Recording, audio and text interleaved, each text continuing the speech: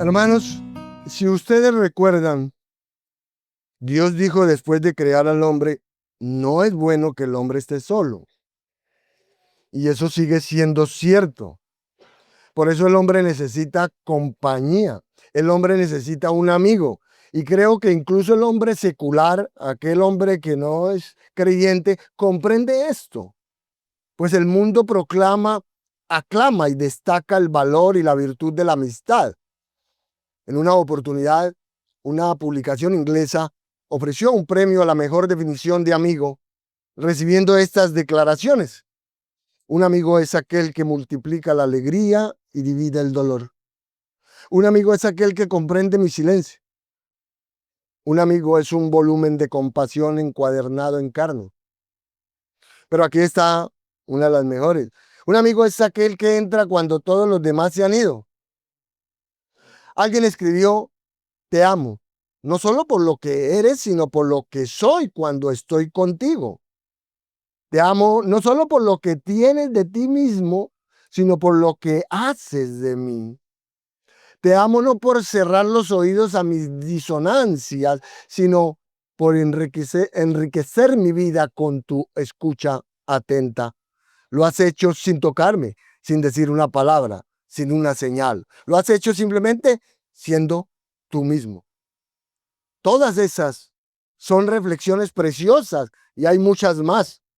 Y los hebreos entendían la amistad. De hecho, en el Antiguo Testamento encontramos varias palabras para amigo, y aunque en algunos puntos tienen significados intercambiables, casi intercambiables, parece haber cierta distinción. La primera palabra hebrea que se encuentra para amigo significa un compañero, alguien con quien usted se relaciona.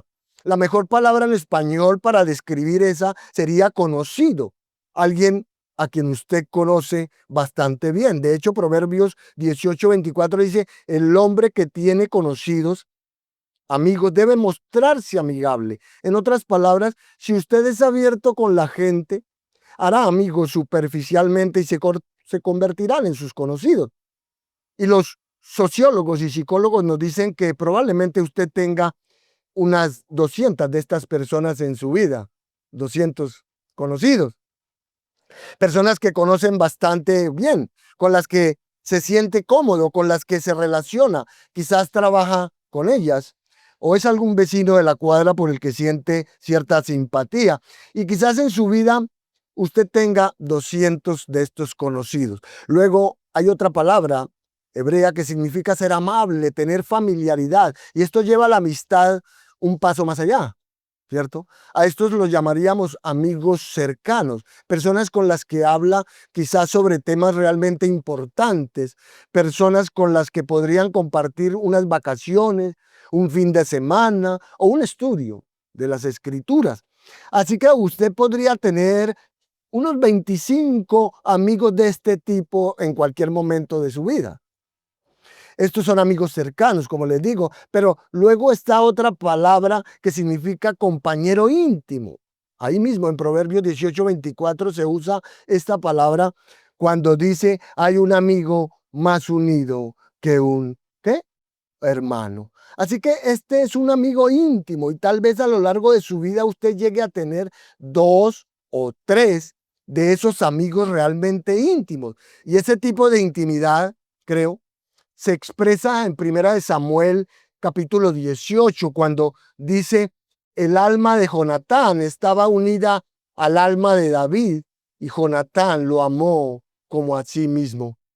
Entonces, ellos tenían un amor muy profundo, un amor de amigo íntimo, en donde no solo se ama con intimidad, sino que le dirá la verdad aunque le duela. Hay otro elemento en ese tipo de amistad íntima y se encuentra en Juan 15:13, donde el Señor dijo, nadie tiene mayor amor que este, que uno ponga su, ¿qué? Su vida por sus amigos. Así que el amigo más verdadero es aquel con quien existe una intimidad basada en el amor, más unida que un hermano. Es una relación donde la honestidad sería tan grande que incluso heriría a la persona si fuera por su bien, y en donde uno incluso moriría por el otro. Ahora, le pregunto, ¿tiene muchos amigos así? ¿Tiene hartos amigos así? Si tiene solo uno, usted es muy afortunado. Pues la verdadera amistad es así. En su máxima expresión se ve como una relación de amor y afecto inseparable. Se ve como una relación de absoluta veracidad y de sacrificio absoluto. Pero según esta definición, déjeme decirle, mis amados hermanos, que el mejor amigo que jamás ha existido es nuestro Señor Jesucristo, porque el Señor Jesucristo es más íntimo con nosotros que cualquier relación, es más cercano que un hermano y nunca nos abandona. Además, el Señor Jesús nos dirá la verdad, aunque nos duela profundamente, porque sabe que cuando la cirugía termine, estaremos mejor. Y finalmente, Él es el mejor amigo porque Jesús dio su vida por nosotros. Amén. Entonces ese es el amigo más verdadero que podría haber. Y J. Wilbur Chapman tenía razón al resumirlo a la perfección con su hermoso himno, Jesús, qué amigo de pecadores. Entonces, acompáñeme un momento en su Biblia a Lucas. Primero vamos a ir a Lucas 4:16, donde dice, y vino a Nazaret, donde se había criado, y como era su costumbre, entró en la sinagoga el día de reposo y se levantó a leer. Y le fue dado el libro del profeta Isaías. Y al abrir el libro, halló el lugar donde estaba escrito, el Espíritu del Señor está sobre mí, por cuanto me ha ungido para dar buenas nuevas a los pobres. Me ha enviado a sanar a los quebrantados de corazón, a predicar libertad a los cautivos, vista a los ciegos y a poner en libertad a los oprimidos. Como lee y escucha, el Señor Jesús vino a los marginados, vino a los dolidos, a los que no tienen amigos, vino a los débiles, a los solitarios, y esto es lo que se afirma una y otra vez en la Escritura. Por ejemplo, en Mateo 9:10 dice, y aconteció que estando Jesús sentado a la mesa en casa, he aquí muchos publicanos, o sea, extorsionadores y criminales, esos son los publicanos, y pecadores, vinieron y se sentaron con él y sus discípulos. Al verlo, los fariseos dijeron a sus discípulos, ¿por qué come vuestro maestro con publicanos y pecadores? Al oír esto, Jesús les dijo, los sanos no necesitan médico, sino los enfermos. Id y aprender lo que significa misericordia quiero y no sacrificio, porque no he venido a llamar a justos, sino a pecadores al arrepentimiento. Y eso fue un ataque para ellos porque se creían muy justos, ¿cierto? Y lo que Jesús realmente estaba diciendo aquí era algo así. No puedo ayudar a quienes no saben que son pecadores. No los puedo ayudar.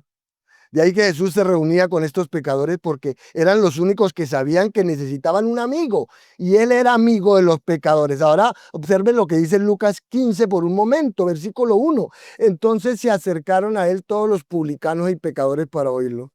Y los fariseos y los escribas murmuraban, este recibe a los pecadores y come con ellos. Y amados, creo que ese es el mejor cumplido que le han hecho a nuestro Señor Jesús. Eso es lo mejor que han dicho de él, porque fue precisamente por eso que él vino. De hecho, Jesús lo explicó en el versículo 3 diciendo, y les dijo una parábola.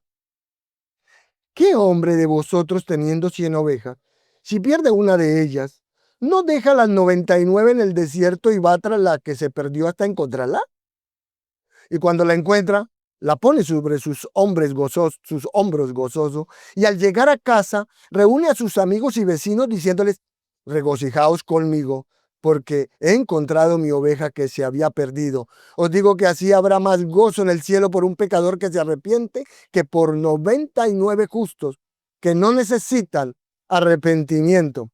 Por cierto, estos 99 no son verdaderos seguidores de Jesús. Pues la parábola es esta. El Señor Jesús dice, yo busco a quienes saben que están perdidos. Amén. Si usted no se considera un perdido, de cierto que el Señor no lo está buscando a usted. Yo busco a quienes quieren arrepentirse, no a quienes creen que no me necesitan. Eso es lo que está diciendo el Señor. Y parece que algunos como que no lo necesitan tanto, ¿no? Pues Dios, hermanos, se interesa por los pecadores necesitados de Él. El versículo 8 continúa y les da otra ilustración al decir, ¿o qué mujer que teniendo 10 dracmas, si pierde una dracma, no enciende la lámpara, barre la casa y busca con diligencia hasta encontrarla? Y cuando la encuentra, reúne a sus amigas y vecinas diciendo, gozaos conmigo porque he encontrado la dracma que había perdido. Así os digo que hay gozo delante de los ángeles de Dios por un pecador que se arrepiente. Luego continúa contando otra historia más, la del hijo pródigo, cierto que regresó. Y el Señor Jesús lo hace porque Dios se interesa en ser amigo de los pecadores. De hecho, Él vino a salvarlos. Y todo esto se resume perfectamente en el capítulo 8 de Juan, que es nuestro pasaje para esta mañana. Y quiero que lo analicemos brevemente. Así que abra su Biblia en Juan 8 para que leamos los versículos 1 al 11. Vamos a leer en esta mañana Juan 8, 1 al 11. Bueno, ahí aparece desde el versículo 53 del capítulo 7 y vamos a ir desde ahí. Entonces la escritura dice, cada uno se fue a su casa y Jesús se fue al monte de los olivos. Y por la mañana volvió al templo y todo el pueblo vino a él y sentado él les enseñaba. Entonces los escribas y los fariseos le trajeron una mujer sorprendida en adulterio y poniéndola en medio le dijeron, maestro, esta mujer ha sido sorprendida en el acto mismo de adulterio y en la ley nos mandó Moisés apedrear a tales mujeres. ¿Tú pues qué dices? Mas esto decían tentándole para poder acusarle. Pero Jesús, inclinado hacia el suelo, escribía en tierra con el dedo. Y como insistieran en preguntarle, se enderezó y les dijo, el que de vosotros esté sin pecado sea el primero en arrojar la piedra contra ella. E inclinándose de nuevo hacia el suelo, siguió escribiendo en tierra. Pero ellos al oír esto, acusados por su conciencia, salían uno a uno, comenzando desde los más viejos hasta los postreros. Y quedó solo Jesús y la mujer que estaba en medio. Enderezándose Jesús y no viendo a nadie sino a la mujer, le dijo, mujer, ¿dónde están los que te acusaban? ¿Ninguno te condenó? Ella dijo, ninguno, Señor. Entonces Jesús le dijo, ni yo te condeno, vete y no peques más. Llamados, este es un fragmento auténtico de la tradición apostólica que narra un acontecimiento histórico real de la vida de Cristo, que lo describe como ese Salvador amoroso, sabio y perdonador que es nuestro Señor Jesús. Así que el pasaje no trata principalmente de la historia de una adúltera o de los líderes hipócritas religiosos que lo acusaron, bueno, que la usaron con cinismo para atacar a Jesús. No es principalmente de eso, ¿cierto? Pues aquí la figura central en este drama apasionante de inmoralidad, de hipocresía y de perdón es como en todo el Evangelio de Juan, es el Señor Jesucristo. De ahí el título para nuestro mensaje, Jesús, el amigo de los pecadores.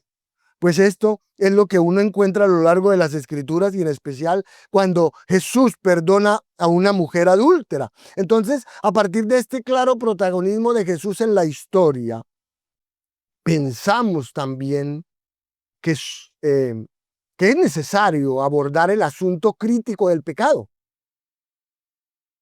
Así que para esta mañana nuestro tema será 3 verdades sobre el pecado. Porque déjeme decirle que en la vida hay cosas que son absolutamente ciertas. Por ejemplo, la muerte es una de ellas, ¿verdad? Todos sabemos que hay un final para la existencia física en la tierra. De igual forma, en la vida espiritual hay cosas que son totalmente verdaderas. Hay verdades y nosotros vivimos a la luz de esas verdades. Por eso nuestro objetivo es llevar al creyente a saber reaccionar frente al pecado de acuerdo a sus verdades. Amén. Eso es lo que nos proponemos en esta mañana para usted. Como puede entender aquí, Los escribas y los fariseos siempre querían acorralar a Jesús con alguna pregunta teológica de la que no pudiera librarse y por lo tanto desacreditarse ante el pueblo. Eso era lo que querían. Así que siempre intentaban atraparlo con sus palabras y esta vez, de hecho, habían preparado la trampa definitiva. Pues atraparon a una mujer en adulterio y de hecho no nos sorprendería mucho que lograran que el hombre se prestara para hacer esto, para tenderle la trampa a Jesús, porque el hombre no aparece aquí. No sabemos quién es, de manera que pudo haber sido parte de la trampa. Entonces sacaron a esta mujer de una relación adúltera y la empujaron delante del Señor Jesús, justo en medio del templo, con toda la gente ahí alrededor. ¿Y qué dijeron? Maestro, esta mujer fue sorprendida en adulterio en el mismo acto. Lo hacen actuando con santidad, con indignación y presunción de superioridad moral. Ellos actúan furiosos, supuestamente, por este pecado contra Dios, que por cierto es algo muy grave, ¿cierto? Ya que la ley de Dios era muy clara al respecto. Levítico 20:10 dice, el hombre que cometa adulterio con la mujer de otro hombre o incluso con la mujer de su prójimo, el adúltero y la adúltera serán condenados a muerte. Son los dos, ¿no? No obstante, estos no cumplieron toda la ley, pues el hombre adúltero no estaba allí. Solo cumplieron con la parte que querían, ¿cierto? Así que estos religiosos tenían una doble moral, ¿sabe? Por un lado, a ellos no les importaba abusar de una mujer y por otro, nunca tocarían a un hombre. Ellos procedían así porque eran igualmente adúlteros. Allí en el capítulo 5 Jesús les dijo que eran adúlteros. Él les dijo, ustedes son adúlteros porque cada vez que miran a una mujer para codiciarla en su corazón, cometen adulterio. Y cada vez que se divorcian de su esposa por causas que no son de vida y se vuelven a casar con otra, la hacen cometer adulterio y ustedes también cometen adulterio. ¿Eh? Pero si realmente hubieran creído en Moisés, como decían, ellos se habían entonces ejecutado entre ellos mismos, ¿cierto? Porque eran adúlteros. Pero ahora vienen aquí con mucho moralismo, ¿no? Para intentar atrapar al Señor Jesús. Entonces, ¿cuál es el dilema? El dilema es simplemente este. El pueblo apoyó a Moisés. El pueblo apoyó la ley de Dios y Jesús también. Jesús dijo, no he venido a abrogar la ley, sino a cumplirla. Así que si Jesús hubiera dicho, no la apedreen, ellos habrían dicho, él no es de Dios porque desafía la ley de Moisés y todos sabemos que Dios le dio la ley a Moisés. Por otro lado, si Jesús hubiera dicho, apedréenla, si él los insta a ejecutarla, ellos lo acusarían frente a los romanos que no permitían a los judíos llevar a cabo sus propias ejecuciones. Y así habría perdido Jesús su reputación de ser amigo de pecadores. Por tanto, tenían a Jesús en un dilema que es el dilema moral más profundo del universo. Es el dilema supremo de todo el pensamiento teológico, y es cómo armoniza Dios su justicia con su misericordia. ¿Cómo la armoniza? Ese es el epítome de todos los dilemas teológicos. Si Dios es un Dios de justicia y es un Dios de juicio por su naturaleza santa, ella debe morir. Si Dios es un Dios de amor, de gracia, de bondad, de misericordia y de perdón, ella debe vivir. Pero, ¿cómo se pueden armonizar esas dos cosas? Ese es el dilema. Y el Antiguo Testamento, en Isaías 45:21, dice que Dios es un Dios justo. Amós 3:2 expresa que Dios dice, te castigaré por todas tus iniquidades. Sin embargo, la Biblia también dice en Miqueas que Él perdona nuestras transgresiones. Lo que es una paradoja, ¿verdad? Porque, ¿cómo puede Dios ser un Dios de justicia y perdonar el pecado? ¿Cómo puede ser un Dios de amor y castigar el pecado? ¿Cómo puede hacer eso? ¿Sabe cuál es la respuesta? Bueno, para tranquilizarlo un poco, déjeme decirle que la sabiduría humana no la tiene. La sabiduría humana, no hay respuesta en la sabiduría humana para eso. Sin embargo, observe cómo Jesús responde. El verso 6 dice que Jesús, de nuestro texto, dice que Jesús inclinándose escribía en la tierra con el dedo. ¿Y qué es eso? ¿Sabe alguien lo que Jesús escribió? No, nadie sabe lo que escribió. Al respecto hemos escuchado muchas cosas por ahí, ¿cierto? Que dicen las personas, pero nadie sabe lo que escribió. ¿Sabe lo que pienso que escribió? Pienso que él no escribió nada. Creo que solo movió la mano por la arena ahí, ¿cierto? Y que Jesús se apropia del momento y hace que ellos desahoguen toda su furia escuchando su denuncia. Sin embargo, permanece totalmente imperturbable. Y como ellos le seguían preguntando, finalmente Jesús se enderezó y le dio la respuesta correcta. Él les dijo, el primero de ustedes que esté sin pecado, que tire una piedra. ¿Y saben qué hizo después? Se agachó y volvió a empezar a escribir en la arena y los dejó ahí en su propia agonía. ¿Por qué? Porque ellos se conocían y sabían bien cómo eran, ¿cierto? Entonces, ¿qué hicieron? Bueno, según el verso 9, estos hombres se convencieron por su propia conciencia. Ahora, déjenme hacerles una pregunta. Si ustedes fueran convencidos de pecado por su conciencia en presencia del Señor Jesucristo, ¿qué harían? Bueno, yo pienso que ustedes correrían a Cristo en busca de perdón. Pienso eso, ¿no? ¿O me equivoco? Yo lo haría. Yo lo haría. ¿Pero qué hicieron estos? Ellos huyeron. Ellos hicieron todo lo contrario. Y ese era el problema con los fariseos. Ese es el problema de siempre con todas las personas. Los fariseos nunca quisieron afrontar la realidad de su pecado.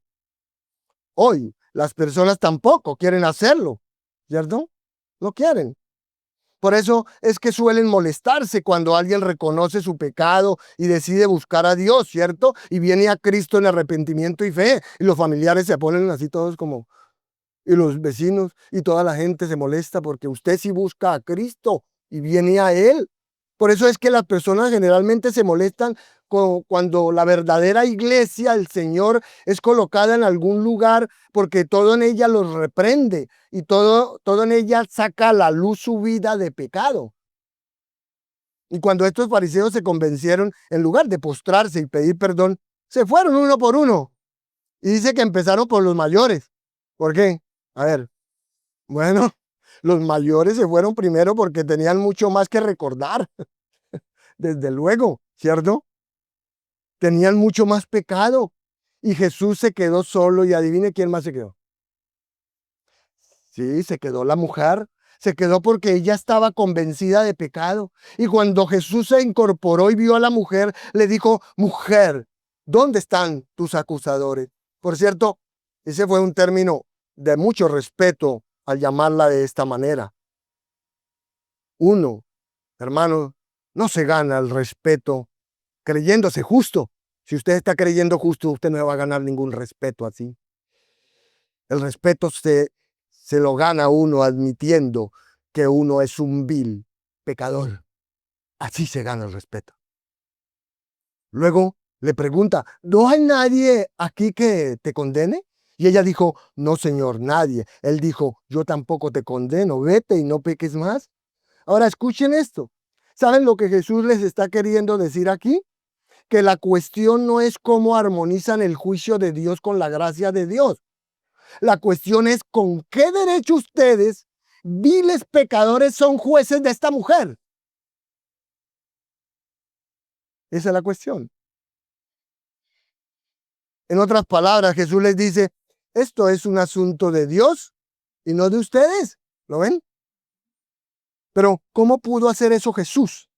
Es decir, ¿cómo puede un Dios santo simplemente decir, bueno, ustedes pecaron, está bien, no lo vuelvan a hacer. ¿Cómo puede hacer eso un Dios santo? Es decir, ¿cómo puede Dios librarla del apuro a esta mujer? Bueno, pudo hacerlo, porque Jesús sabía mientras estaba allí, lo creo con todo mi corazón, que cuando le dijo a la mujer que él no la condenaba, que se fuera y no pecara más, él sabía en su corazón divino, él sabía perfectamente que moriría en una cruz por su adulterio, porque ese era el único camino. Amén. Porque esa era la única razón por la que podía perdonarla. Porque Jesús sabía que llevaría en su propio cuerpo su pecado. Por eso pensamos que cada vez que Jesús sanaba a alguien, cada vez que Jesús perdonaba a alguien, él experimentaba la amargura de la espera de la cruz. Así Jesús sabía que el pecado de aquella mujer no quedaría impune. No, Señor, sino que recaería sobre él mismo porque él moriría por su pecado, por su adulterio. No obstante, ¿qué aprendemos sobre el pecado? Entonces, bueno, creo que de manera específica podemos inferir de este relato algunas verdades básicas en cuanto al pecado. Entonces le invito a que consideremos brevemente esas verdades sobre el pecado que encontramos en esta primera sección de Juan 8. Y la primera verdad es que, verso 7, nadie está libre de pecado. Nadie está libre de pecado. Sencillo. Amados, la Biblia no nos da razón para pensar que haya existido o exista alguna persona libre de pecado. Por el contrario, la Escritura nos muestra que nadie es justo y nos da la razón para ello. Romanos 3, 9 al 11 dice, no hay justo. Esto significa que nadie es inocente. Eso significa que no haya un justo. Es que nadie es inocente. Nadie. Significa que todos los seres humanos ante Dios son culpables. Aunque cada persona es valiosa ante Dios y nos ama, Él nos ama, todas las personas sin excepción hemos caído en pecado. Todas. Romanos 5:12 dice que todos estamos hechos del mismo material, con la tendencia a rebelarnos y que los pecados que cometemos nos condenan. ¿Eh? Y debido a esto necesitamos misericordia. Ahora, ¿qué significa que hemos pecado? Bueno, significa que todos hemos ofendido a Dios con nuestras acciones, hemos ofendido a Dios con nuestras palabras, hemos ofendido a Dios con nuestros pensamientos. Significa que todos hemos quebrantado su ley. Significa que todos estamos separados de Dios. Significa que todos estamos muertos espiritualmente. Eso significa. ¿Significa que no podemos complacer a Dios por nosotros mismos? No. ¿Y significa que estamos todos condenados? Así que la condición de todos los hombres es la misma ante Dios. Toda persona nace en pecado y sin la ayuda de Dios no puede salir de ese estado.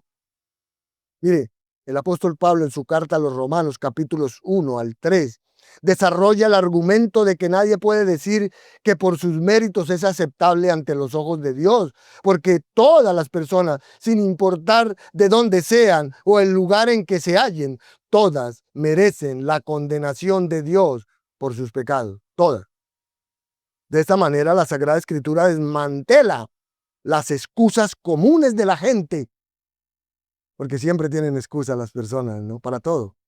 Pero la Biblia desmantela todas las excusas comunes que tienen las personas que no quieren reconocerse en pecadores y por eso dan excusas a todo.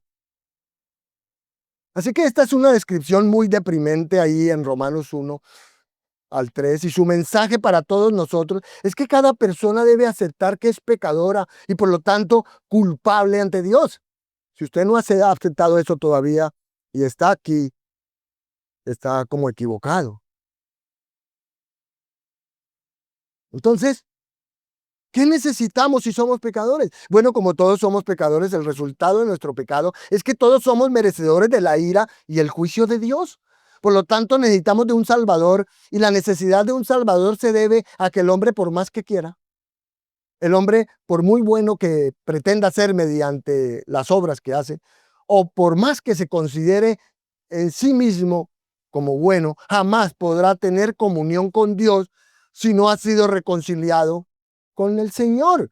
Y lo único que nos reconcilia con Dios es creer en la persona del Señor Jesucristo, es creer en su obra de expiación en la cruz y recibirlo como nuestro único y Salvador y Señor. Amigo, persona que escucha, usted, como todos los demás, es pecador y lo es no solo porque peca, sino porque esa es su naturaleza desde que nació. Por tanto, usted necesita de Jesús. Todos necesitamos de Jesús, el amigo de los pecadores. Necesita venir a Él y recibirlo, pues Él vino a librarlo de la esclavitud al pecado y está esperando que usted reciba su regalo de salvación y pueda tener vida eterna. La segunda verdad que encontramos está en el versículo 10. Nadie puede condenar a otro por su pecado. Nadie puede condenar a otro por su pecado. Aquí hay que entender que condenar es imponer una pena a una persona por considerarla culpable de un delito o una falta. Bíblicamente, es el justo juicio de Dios sobre el pecador que no ha sido redimido por la fe en el sacrificio de Cristo. Así que este justo juicio fue pagado por el Señor Jesucristo para los que creen. Para los que creen. Entonces, una pregunta válida aquí sería, ¿por qué no puedo condenar a otro? Bueno, principalmente porque ese es un derecho que solo le pertenece a Dios. Porque solo Dios juzga con justicia y con equidad, mientras que el hombre lo hace con dobles normas de justicia. Pues el hombre anhela que los demás lo traten bien, ¿cierto? Que lo traten con justicia, esperando que no lo hagan en base a la apariencia, a la falsa evidencia o a los rumores. Pero por otro lado, ese hombre es rápido para condenar a otros utilizando esas normas. Pero por eso algunos son expertos, ¿cierto? Algunos son expertos en decirle a los demás lo que deben hacer, pero pasan por alto lo más importante de las leyes de Dios. Lo hacen porque es mucho más fácil estudiar la ley de Dios y decirle a otros que la obedezcan, ¿cierto? Que ponerla en práctica. Así que es una tentación condenar a los demás. Pero cuando usted condena a alguien, automáticamente usted se considera mejor. Y eso es que arrogancia, orgullo de lo que habló nuestro hermano al comienzo. Así que es una tentación condenar a los demás, pero cuando usted condena a alguien, entonces usted está pecando. Usted es automáticamente orgulloso. Y solo Cristo, déjeme decirle, puede ser el perfecto juez justo. Cuando Él gobierne nuestros corazones, cuando Cristo realmente gobierne nuestros corazones, aprenderemos a tratar a los demás con justicia, así como deseamos que nos traten a nosotros. Además, porque como ya vimos, todas las personas estamos en la misma miserable condición de pecado y solo un Dios santo puede juzgar y condenar a los pecadores. Al final, el mundo, por determinación de Dios, serán separados los malos de los que no lo son. Y en las iglesias, como hay creyentes verdaderos y falsos, ¿cierto? En las iglesias hay creyentes verdaderos y falsos. Debemos ser cautos en nuestro juicio y esperar a que el Señor Jesús, quien es cabeza de la iglesia, lleve a cabo la separación final.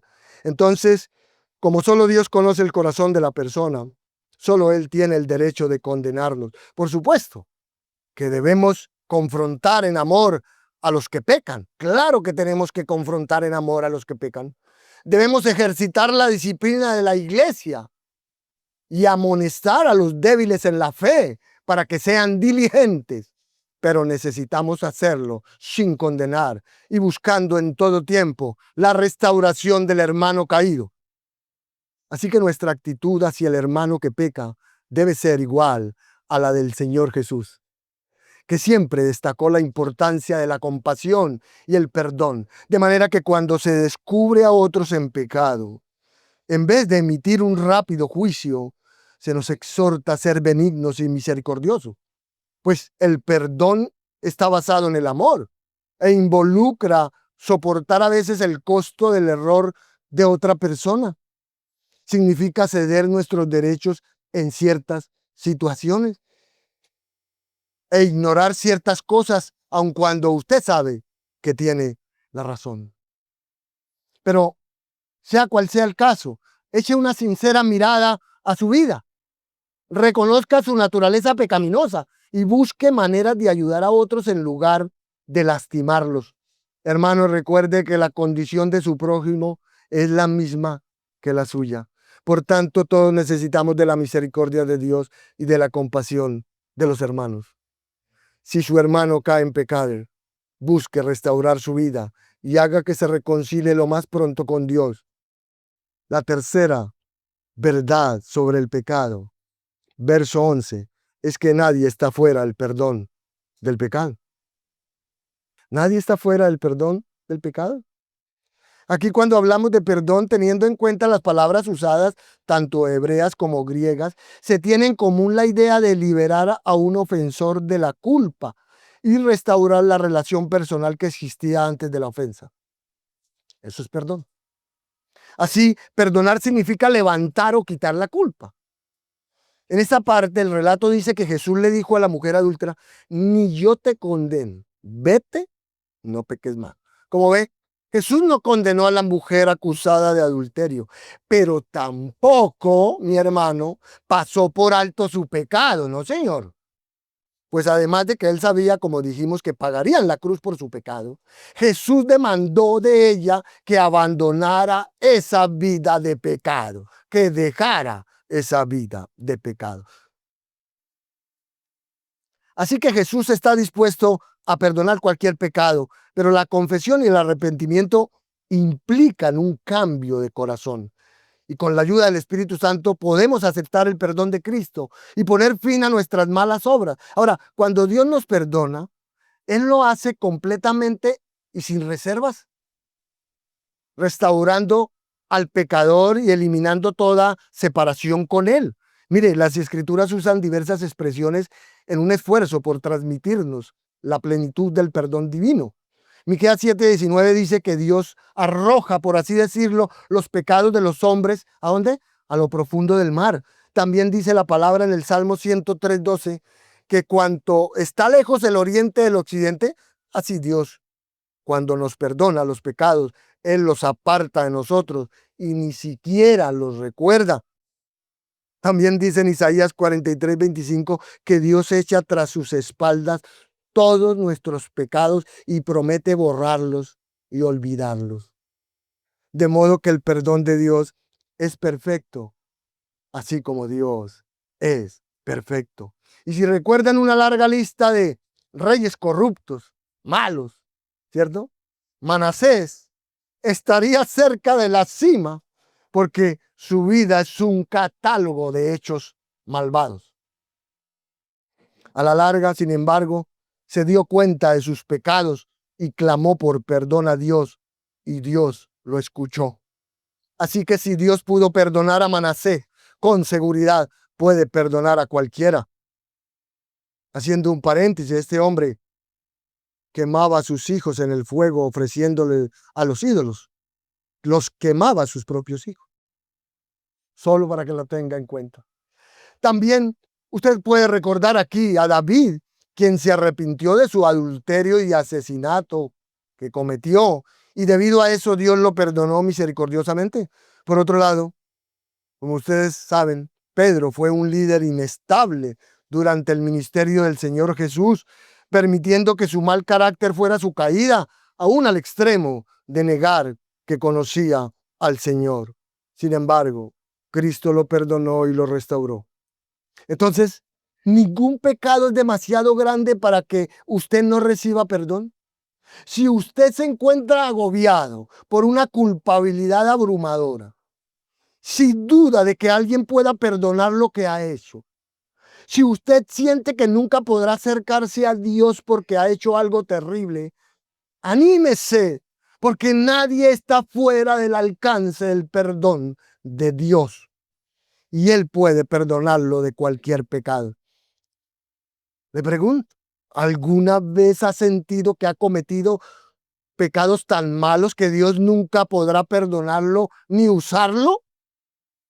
Bueno, como acaba de escuchar, no importa qué pecado haya cometido. Dios puede perdonarlos y promete olvidarlos para hacer de usted una persona útil para su reino.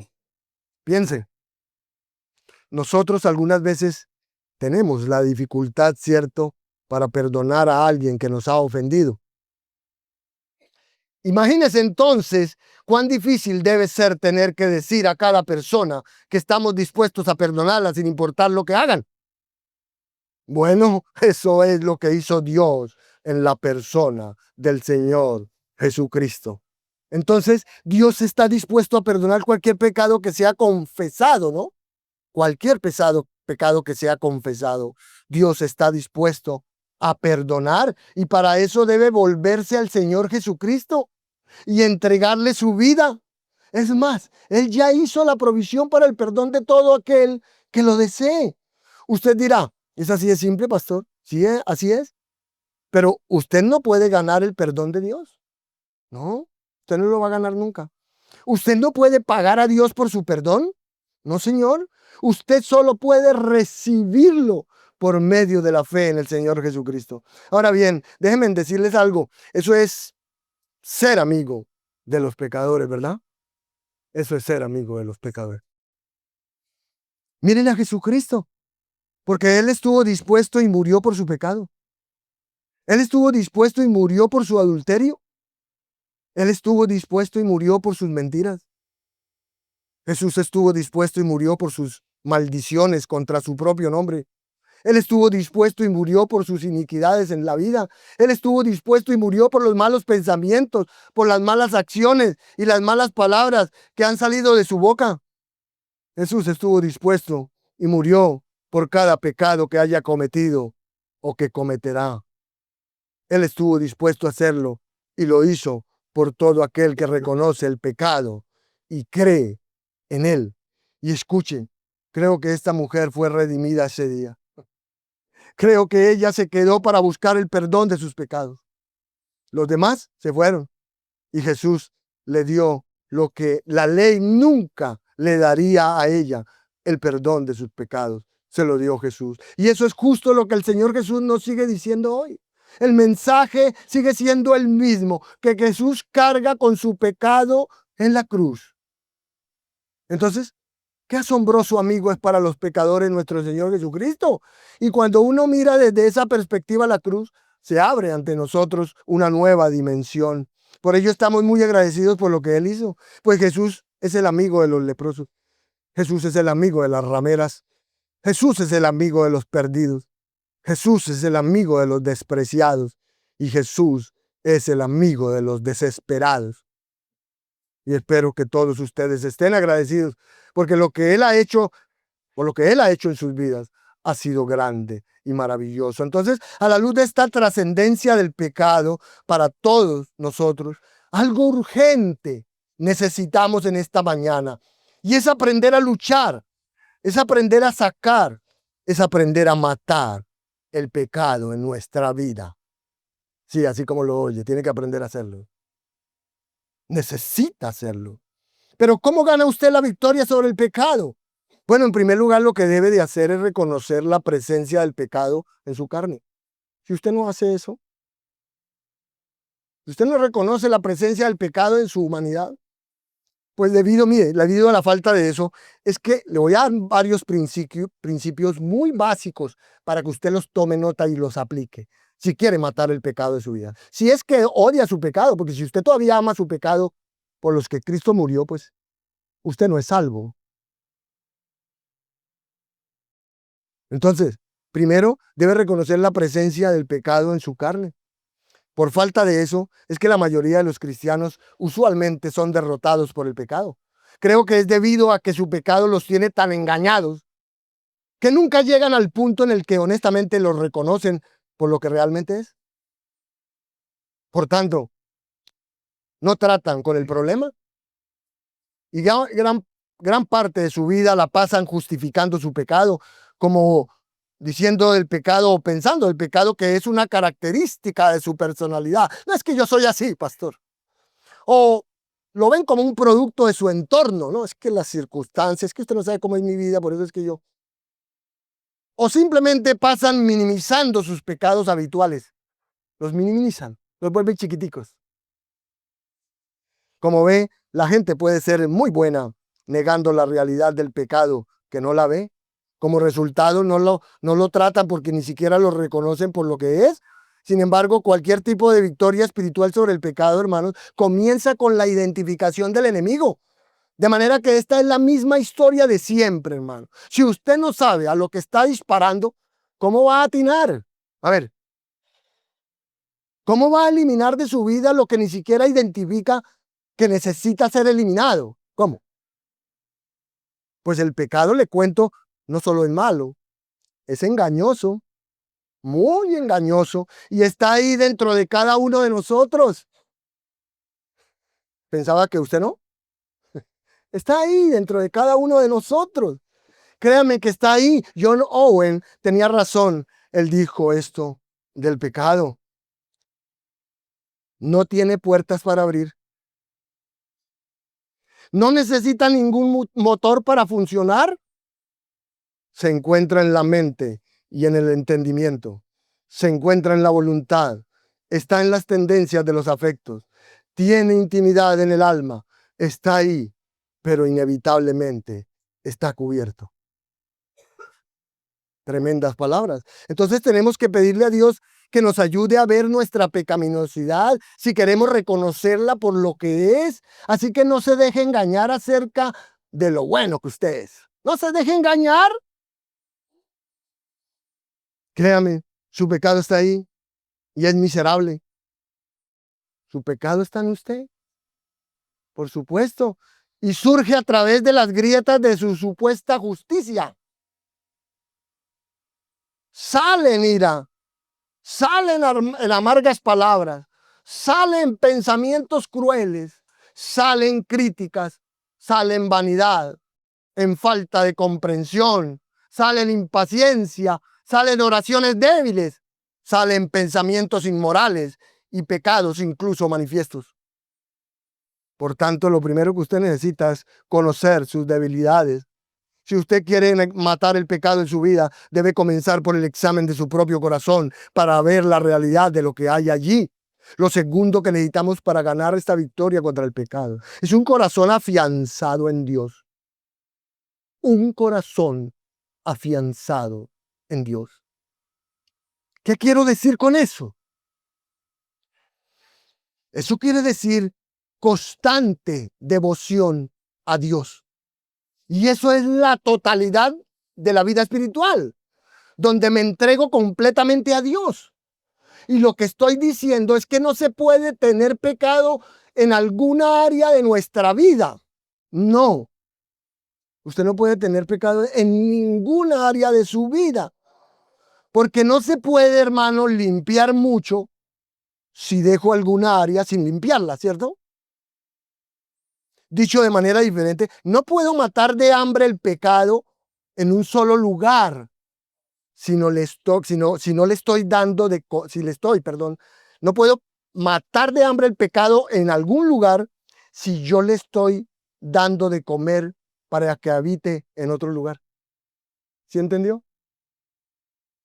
Pues el pecado vive en donde quiera que sea y si arrastra a todas las demás partes. El pecado es la hierba más nociva, es la hierba más mala, el pecado, y es la hierba de más rápido crecimiento que existe. Por eso no se limitará a un solo lugar, va a estar en todas partes. Entonces mi vida no estará bien, mi vida no va a ser sinvergüenza hasta que yo dé el debido respeto a todos los mandamientos de Dios.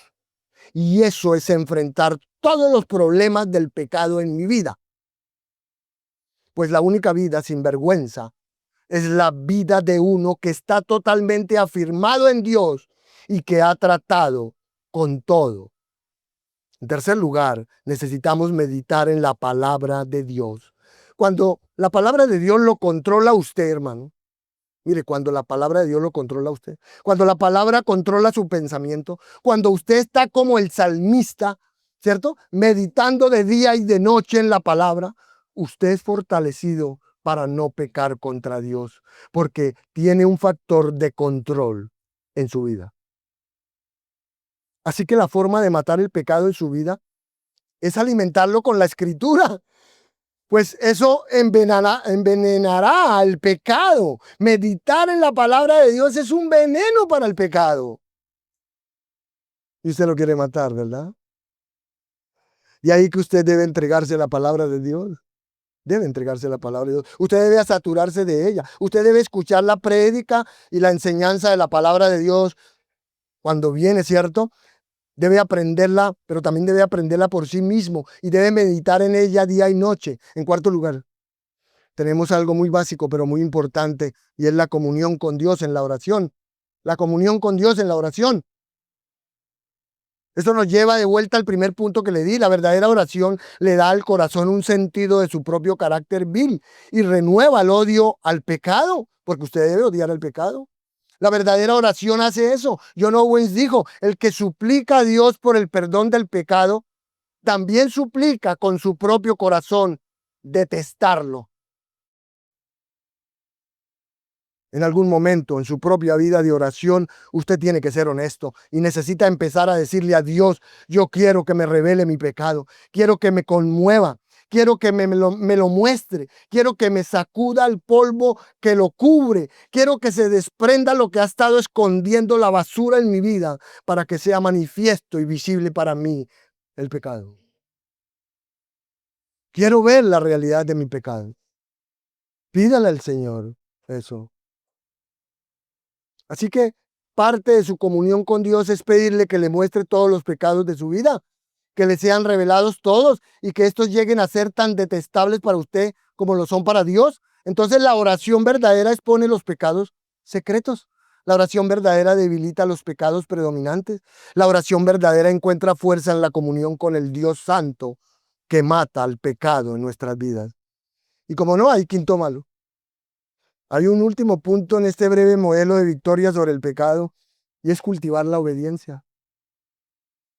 Aquí salimos del lugar privado donde usted buscó su pecado y fijó la mirada en Dios, donde usted ha meditado en la palabra y donde ha hablado con Dios en oración para irnos al espacio público, porque ahora el patrón de su vida se encuentra en un curso de obediencia.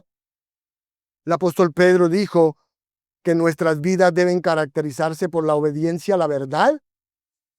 De manera que si desea participar en una verdadera batalla contra el pecado, establezca su curso día a día, momento a momento, un paso a la vez, en un camino de obediencia a Dios y a sus mandamientos. Al principio parece ser difícil, ¿cierto? Al principio el progreso parece lento, pero usted debe permanecer en él y con el tiempo se convertirá habitualmente en obediente, pues usted se queda en el camino que Dios le ha trazado en su palabra y ese camino lo llevará a crecer en gracia, lo llevará a la santidad perfecta, a renovar el hombre interior día a día y le entrenará para la piedad. Ahora, para evaluar eso, porque usted necesita evaluar esto, usted va a comenzar a seguir estos principios, usted necesita también evaluar su lucha contra el pecado, a ver cómo está yendo por ese camino. Y para eso hay algunas preguntas simples. Simplemente se las voy a dar, valga la redundancia. Por ejemplo, pregúntese, ¿cómo está, cómo está su celo por Dios? ¿Cómo está su celo por Dios? ¿Es su corazón frío para con Dios? Si es así, no está progresando nada contra su pecado. ¿El pecado lo ha hecho indiferente a los tiempos de comunión con Él? ¿Tiene poco o ningún interés en su presencia? ¿Tiene usted poco o ningún interés en la gloria de su nombre? ¿Ama su palabra? ¿Ama su ley? ¿Se siente atraído por la palabra? ¿Se encuentra entregado a lo profundo de la palabra? ¿Le gusta el tiempo de oración? ¿Usted ama el lugar de confesión? ¿Usted corre ansiosamente al lugar donde puede confesar sus pecados? ¿Busca usted eso? Me encanta esta. ¿Se deleita en la adoración? ¿Es su gran deseo estar aquí con los redimidos de Dios? ¿O busca excusas? No, no puedo venir, hoy no, mañana sí, otro día. ¿O se deleita usted en la comunión con los hermanos, en la iglesia? ¿Usted quiere que llegue el domingo rápido para estar en la iglesia? ¿Es el placer más fuerte de su alma cantar alabanzas y conocerlo mejor para honrarle? Pregúntese, ¿es usted sensible al pecado en la iglesia? ¿Es sensible al pecado en el mundo? ¿Destroza su corazón cuando ve el pecado a su alrededor, donde quiera que sea, o en su propia vida? Amados, como ustedes comprenden, la victoria espiritual está allí. Si usted reconoce que no tiene la obligación de pecar, si usted reconoce que el Espíritu de Dios ya le ha inclinado hacia la vida y que Él ya está matando el pecado en su vida y que ahí está el poder para matar el pecado. Entonces, todo lo que tiene que hacer es aprovechar los medios, aplicar estos principios básicos y hacer una breve evaluación mediante la que puede determinar dónde es que usted se encuentra realmente. Yo no sé usted, pero yo sí quiero tener una vida de virtud. Yo sí busco tener una vida de virtud. Sé que mi Señor es mi amigo, sí. Sé que Él es el amigo de los pecadores y sé que Él pagó por mis pecados. Pero no quiero tener nada que ver con el pecado en mi vida. Quiero tener una vida de gozo. Quiero tener una vida de paz. Y quiero tener una vida de provecho para Dios. Y este es el camino a esa vida. De manera que pedimos a Dios que nos dé la fuerza para transitarlo y que en la medida que los transitemos con fidelidad, Dios traiga gloria a su propio nombre. Así que piensen en la cruz a la luz de este mensaje. Piensen en la cruz a la luz de este mensaje. Hágalo examinando su corazón. Hágalo recordando lo que el Señor Jesús dice en Mateo 11:28. ¿Qué dijo? Venid a mí, todos los que estáis trabajados y cargados. En otras palabras, venid a mí todos los que están cansados y exhaustos de llevar su carga. ¿Y cuál es la carga más grande que cualquier hombre lleva? El pecado. Entonces, si usted ya no puede más con su pecado, si ya no puede más seguir intentando cumplir la ley de Dios por su cuenta, si está al límite de sus fuerzas, venga a Jesús y halle descanso en Él. Mire, Jesús vino a quienes ya no pueden soportar la carga, a quienes sufren. Él vino a quienes sufren. Él vino a quienes tienen la espalda espiritualmente destrozada y no pueden hacer nada para mejorar. Entonces, no sea como los fariseos, no sea como los escribas, que no se consideraban pecadores y por eso no creían tener necesidad de un Salvador. Pero si usted lo ha considerado, entonces ore en silencio, ahí donde usted está, ore en silencio al Señor ahora mismo. Cierre sus ojos y hable con Él. Él está esperando que usted lo haga. Y dígale que usted sabe que es un pecador necesitado de Él para que lo salve por su gracia.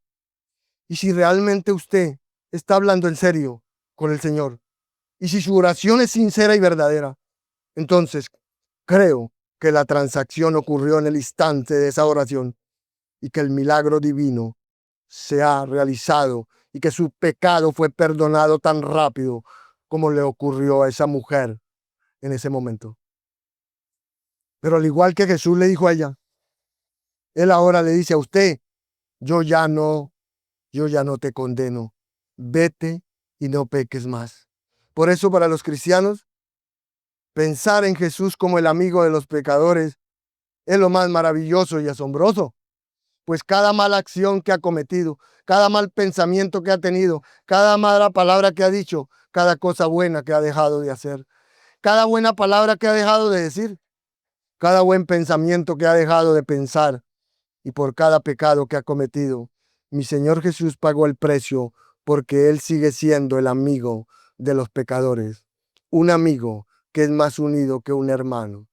Un amigo que nos habla la verdad. Un amigo que muere por nosotros. Entonces, espero que estén agradecidos. Y espero que al recordar su muerte, haya un nuevo sentimiento de gratitud en su corazón. Para los que no son cristianos todavía, si su vida no es correcta, si hay algo mal en una relación, si hay algo mal en su hogar o en cualquier aspecto de su vida, confiéselo, dígaselo al Señor y pídale perdón. Arregle las cosas con Dios, porque si no lo hace, atraerá sobre usted el castigo del Señor por su pecado.